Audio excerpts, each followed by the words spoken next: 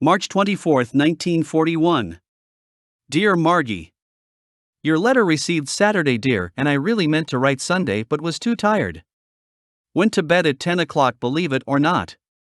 I have been working pretty hard trying to learn to get my count, as the saying at the plant goes. I mean to do enough work to go on at piecework, and it takes some work for a greenhorn, although I am getting on pretty fair. So, Margie wants to know when I will be over to see you.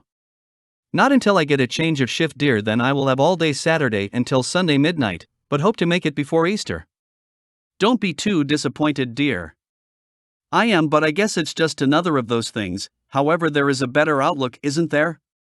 Well, darling, I haven't any news for you, as I haven't been anywhere, not even a show. You see, I am 3 miles from town, and if I want to go there, I have to take the bus. Received a letter from Jack. He is in camp for his 4-month training and is going to join the Air Force when the time is up. I also received a letter from Gil. He expects a move as soon as he finishes his exams, but to what camp is a mystery. Apparently in the force, he has made a number of friends. He says the officers are swell, so that's something. Makes me wish I was in it too. Did you hear Richard Crooks tonight? He was good. There should be more programs like that, don't you think? I hope you can read this, dear. My hands are still a little stiff and the old pen just isn't behaving. I seem to be all thumbs, but they aren't as bad as they were last Saturday. They were really sore. I am trying to read Gone with the Wind again, have been at it the last 3 or 4 days and am only halfway through it.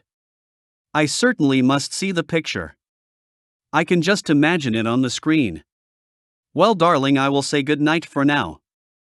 Sorry the letters take 2 days to reach you, but there is only one delivery here each day. Write soon, darling, and here's hoping that I will be over to receive that kiss you have for me very soon.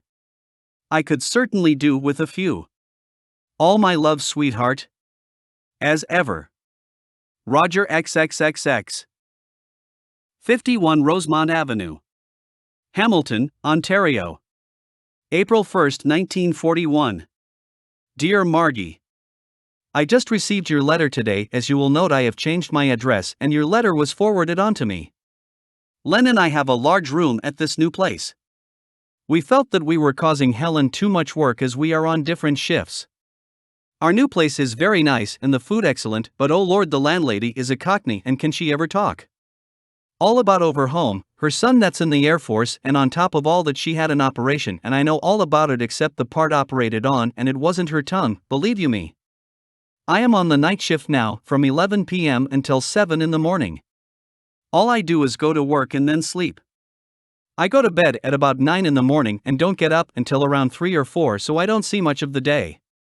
One thing, there are no bosses or foremen to bother you on night shifts, and I can get in the odd smoke. My change of shift comes on the Easter weekend. I will be over for Sunday, but whether I can make it for an extra day, I can't say as yet.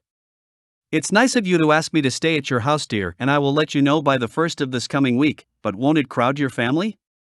I do want to see you so much, Margie. I'm the one that needs the loving, and you are the only one that can give it to me. Yes, darling, it will be good to be together for good, but I must warn you that Len accuses me of snoring. What will you do about that? Put a clothespin on my nose? They say that helps.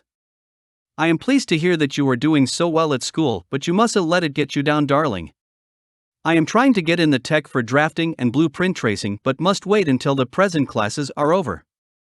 I am thinking sincerely about the writing course I told you about, but will hold off for another few weeks until I am more settled. Well, darling, it's nearly 9 o'clock and I must be getting ready for work. I leave here at 10 o'clock. One trouble about this shift is I miss the good radio programs. The day programs are absolutely terrible, nothing but cheap recorded music and those damn soap dramas. Write soon, dear, and tell me all about yourself. I love you so much, sweetheart. As ever. Roger XXXXX. 52 Rosemont Avenue, Hamilton, Ontario. April 7, 1941. Dear Margie. Your letter arrived today, dear, and I have just read it. I worked last night and slept all day. I am sorry I worried you, dear, and will try not to let it happen again, although I am secretly pleased to know that you do worry a little about me. You asked me whether I will be over Saturday and at what time. Really, dear, I don't know whether I can make it Saturday night or not. You see, I may have to work Sunday morning until 7 o'clock. However, if I am off Saturday morning, I will come over in the morning, arriving about noon. Otherwise, it will be the same time on Sunday. That's not very definite, darling, but it is the best I can do. I wonder if you were listening to the radio. Larry Ross just sang Mandelson's Wedding March. It gave me rather a peculiar feeling that I could never describe. I did think of you, darling, and the song does give food for thought, as the saying goes. I would like to know whether you heard it. Got a letter from Mother last Saturday, and she said that Ted and his chums were busy waxing their skis for the weekend. Apparently there is still enough snow to ski. It seems funny to see the ground bare, and it's only April. I was at Helen's for Sunday afternoon and dinner. The two young lads and I hiked all along the foot of the mountain as far as Stony Creek. I really enjoyed it. We took slingshots along and had some fun taking shots at different things. But gosh, was I rusty. The kids got quite a kick out of beating me. I will have to practice up in order to be in shape to teach my own son someday. I hope, or should I? I tried to get into the tech school to start a drafting course, but must wait until the present classes are through. However, I am brushing up on my mathematics, and I am pretty rusty on that too. A little practice every night or day will make it easier when I do start the course. There is a very clever pianist playing Handel's Sailor's Dream. It not often played, but Mother has it and I am quite familiar with it. Some parts are rather long and drawn out, but others quite good, with a real role representing the rise and fall of the sea.